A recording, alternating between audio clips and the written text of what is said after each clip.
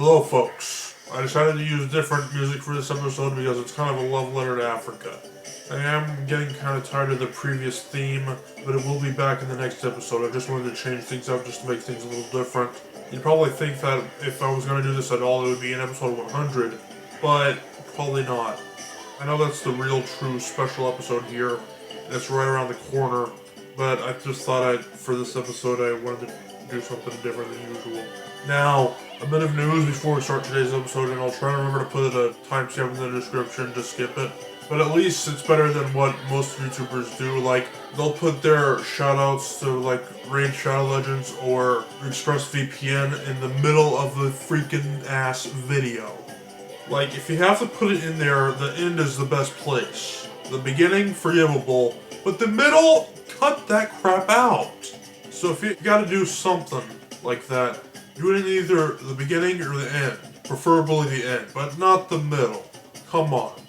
Well, anyway, so within the next 6 months, my mom has plans on moving to her dad's property, and I'm sure there will be more episodes before that where you'll still see this good old background that we've been in since episode 1. But the only problem I have with that is that my cousins also live out there, and they're going to be running around screaming and crap, and it's like, you know, they're pretty young cousins. But I figured that on days I don't work, and yes, I have a job, I would explain more, but it's not important right now. On days I don't work would be Tuesdays and Thursdays, and on Thursdays when they're at school, I'll probably do my recording stuff by then.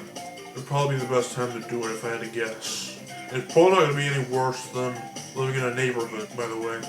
But anyway, so on to the actual topic of the episode. Now, I noticed something about Africa. The majority of the nations there aren't really that mainstream.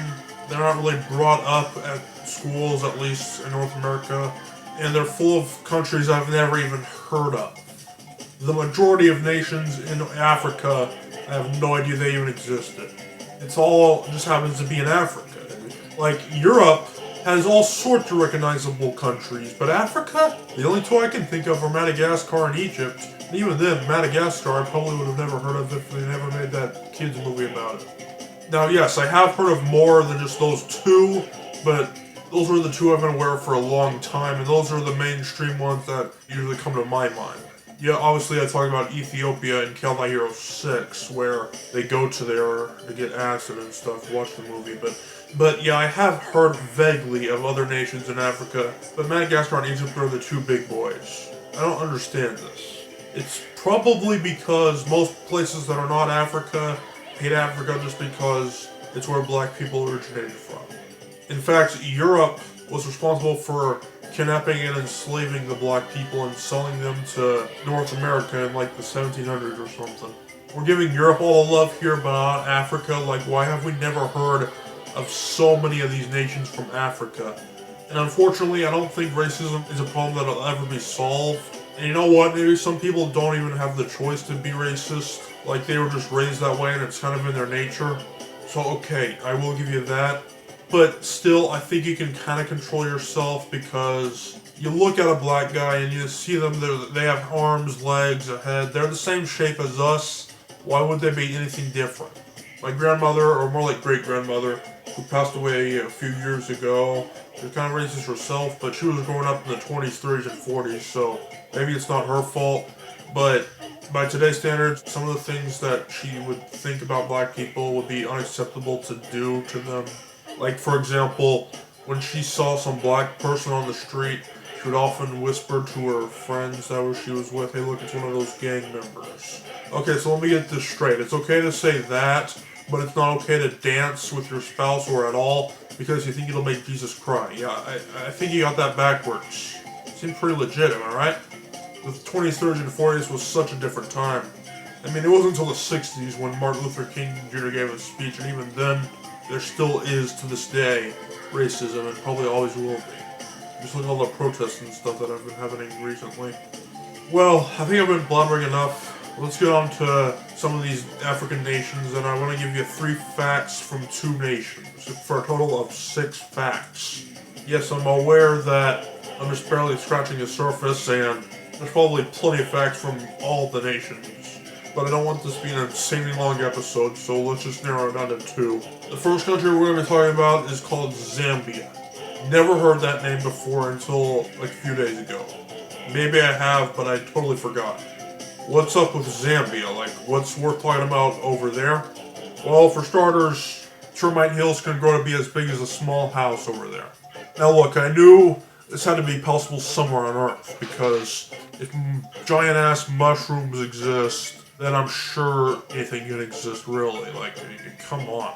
But what mystifies me about this is that termites are itty-bitty. Like, they're not much bigger than ants when we view them. They're like, I don't know, that big? Maybe? Or maybe even smaller. So, unless they're like really, really bigger over there, how are they able to have the energy to build their colony to be as big as a small freaking house? Imagine if ant hills were that big. And how many ants usually live in one colony? Like millions, I'm sure. And I know we're not talking about ants, but termites are probably pretty similar to that. Their colony is probably basically millions as well. So I don't know how they can get away with making something that huge and nobody just come to destroy it over time. Alright, fact number 2 about Zambia. Its biggest export is copper, which is what pennies are made out of. Exports are basically, I'm not certain, but I think basically it's the minerals they sell to other countries and make money off of. For Zambia, the mineral they sell the most is copper. It's not Zambia's fault that US pennies are still being produced for no reason. It's just they're selling the copper, not the pennies themselves. So keep that in mind. Don't go hate on Zambia and being like, no wonder we've never heard of Zambia. They're sons of bitches. No. They just sell the copper, not the pennies. We make the pennies out of the copper they sell. So just keep that in mind. Alright, the last fact about Zambia is that the world's largest man-made lake, known as Lake Kariba, or however you pronounce that, is on the border between Zambia and Zimbabwe, which are the only 2 nations in the world to start with the letter Z, by the way. And it is used to sustain life within the country. For example, that's probably where they get a lot of their water, because I do believe it's landlocked. And also, a lot of fishing goes on over there. But like, man-made, what if they never made that lake? Where did they get their life from then? How did they survive before this lake was even built? Or created, I should say. You don't build a lake. I don't know, but ever since its formation by human beings, it's been their main source for probably water and fish. So there you go. Alright, now, another nation in Africa you've probably never heard of, or at least I haven't, is Gabon. Let's talk about that for a little bit. Fact 1 out of 3 is that Gabon's masks are some of the most bizarre in the whole world. You know African masks, right? Those big wooden face covering things. Yeah, they're pretty freaking bizarre, and loads of people will wear them to give respect to their ancestors. Now look, it's not like the Pledge of Allegiance in America where we take our hats off in respect, which I don't know why we do that in the first place, but whatever, it's become a tradition to do that. It's not like you're required to wear these so-called masks all the time. No, it's not like that. It's not like they're gonna force you to put one on every time you're walking down the street, going to the store or something.